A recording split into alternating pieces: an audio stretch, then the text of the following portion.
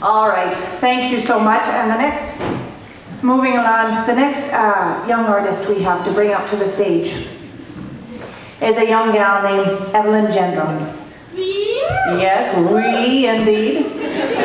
Evelyn is a 21-year-old writer who is currently putting together a book of poetry about the relationships between women. She lives in Langley with her cat.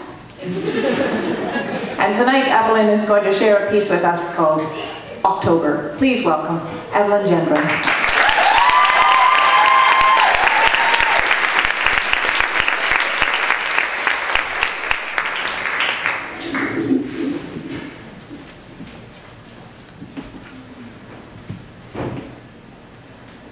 Sharp Canadian autumns lend themselves to the baking of apple pies. I sit coring crisp gallows by the tens of dozens across the table, wide steel bowls filled to brimming.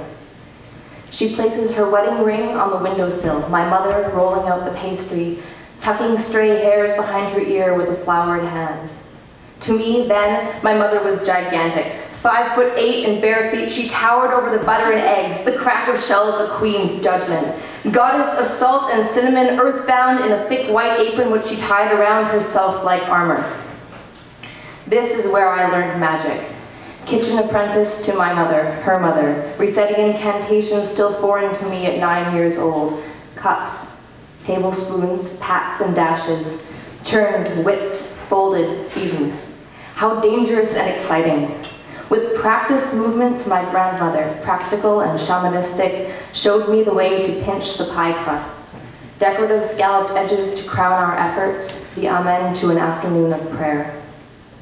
My grandmother, who had every recipe memorized and never used standard measurements.